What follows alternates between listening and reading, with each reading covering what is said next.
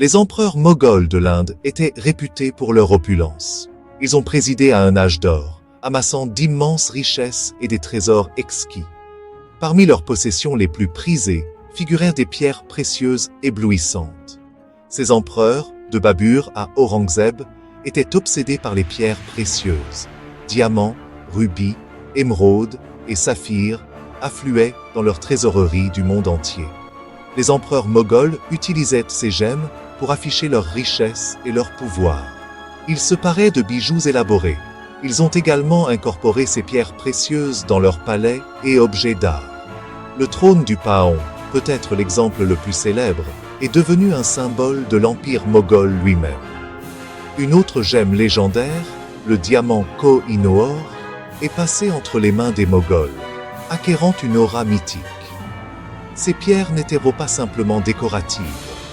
Elles avaient une signification symbolique profonde. Les Moghols croyaient que les gemmes possédaient des pouvoirs mystiques. Ils chargeaient des artisans qualifiés de créer des pièces à couper le souffle, mettant en valeur la beauté de chaque pierre. L'héritage de la passion moghole pour les pierres précieuses continue d'inspirer et de nous captiver aujourd'hui. Aucune discussion sur les bijoux moghols ne serait complète sans mentionner le légendaire trône du Paon. Commandé par Shah Jahan, cette magnifique création était plus qu'un simple siège du pouvoir.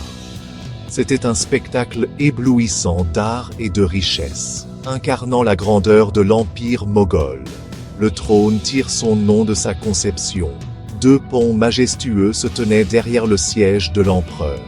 Leurs queues déployées, fabriquées en or pur, étaient incrustées d'un éventail éblouissant de pierres précieuses. Diamants, rubis, émeraudes, perles et saphirs scintillaient sous le soleil moghol. La construction du trône a duré 7 ans et a coûté environ 4 millions de roupies.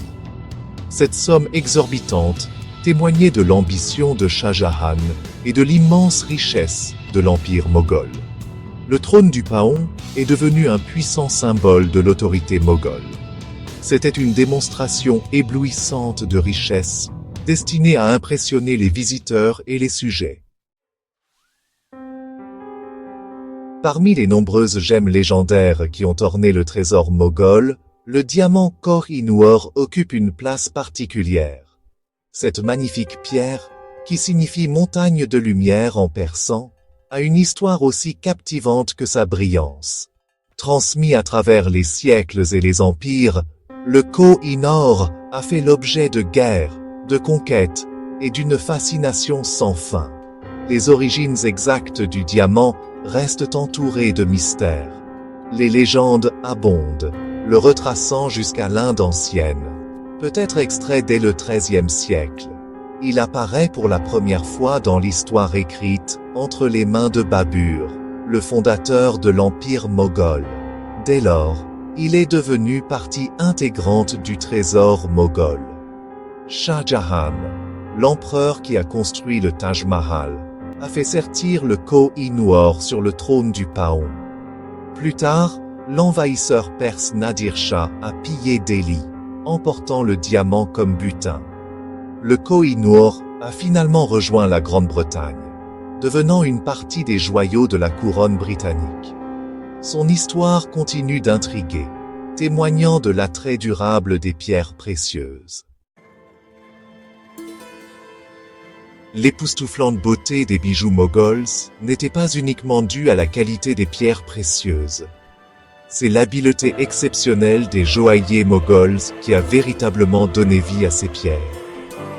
Ces artisans étaient des maîtres de leur métier, réputés dans le monde entier pour leur design complexe et leurs techniques innovantes. Les joailliers moghols travaillaient principalement avec de l'or et de l'argent. Ils employaient diverses techniques pour créer leurs chefs-d'œuvre.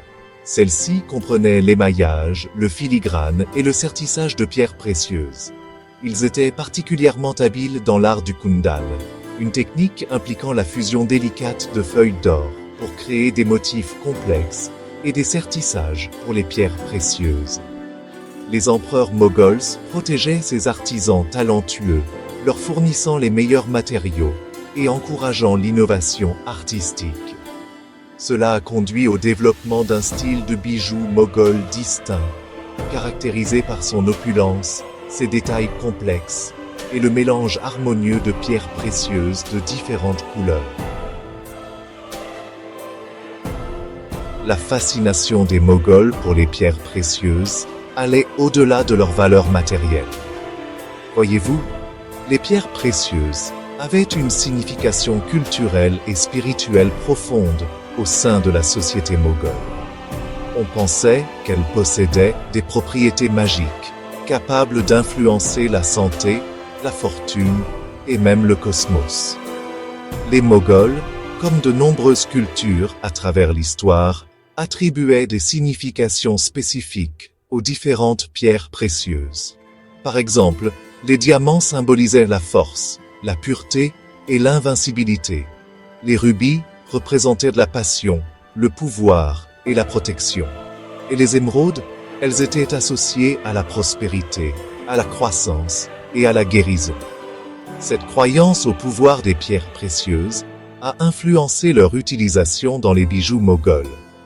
Les astrologues conseillaient souvent sur la sélection et la disposition des pierres dans les amulettes et les bijoux.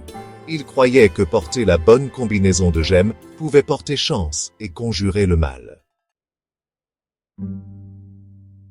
L'empire moghol, comme tous les empires, a finalement décliné. Son trésor légendaire, autrefois débordant de pierres précieuses et de magnifiques objets d'art, a subi un sort similaire. Les invasions, les conflits internes et le pillage de Delhi par Nadir Shah en 1739 ont conduit à la dispersion d'une grande partie de la richesse moghole. Le trône du Paon, le summum de l'art et de l'opulence moghols, a connu une fin tragique. Nadir Shah l'a démantelé, ramenant ses précieux composants en Perse. Le trône a finalement été brisé, ses gemmes légendaires dispersées. Bien qu'une partie importante du trésor moghol ait été perdue ou détruite, certaines pièces ont survécu. Elles sont maintenant conservées dans des musées et des collections privées du monde entier, offrant un aperçu de la splendeur d'une époque révolue. Malgré la disparition de l'empire moghol, son héritage perdure, gravé dans l'éclat de ses pierres précieuses.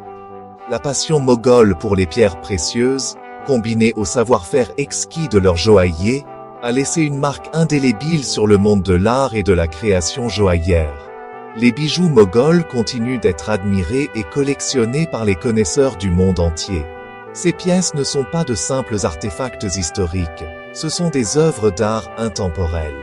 Leurs motifs complexes, les couleurs vibrantes des pierres précieuses et les histoires qu'elles racontent continuent de captiver et d'inspirer. L'influence moghole s'étend au-delà des pièces individuelles. Les techniques mises au point par les joailliers moghols, en particulier l'art du kundan, sont encore pratiquées aujourd'hui. Elles continuent d'influencer la création de bijoux contemporains, démontrant l'héritage durable de l'art moghol.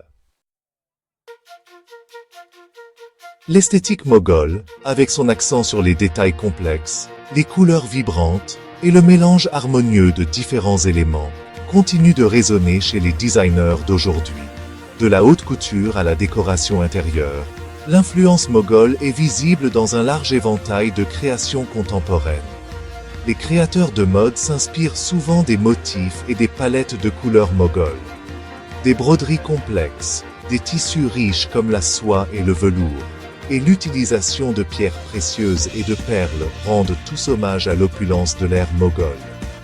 En design d'intérieur, les éléments d'inspiration moghole, tels que les portes cintrées, les miroirs ornés et l'utilisation de textiles riches, évoquent un sentiment de luxe exotique. L'attrait durable de l'esthétique moghole réside dans sa capacité à évoquer un sentiment d'histoire, de romance et d'élégance intemporelle.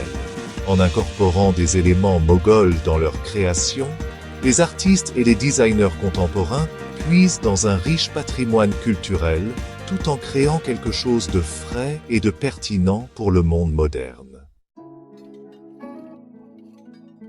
La fascination des empereurs moghols pour les pierres précieuses était plus qu'un simple amour du luxe. C'était le reflet de leur culture, de leurs croyances et de leur désir de s'entourer de beauté et de sens.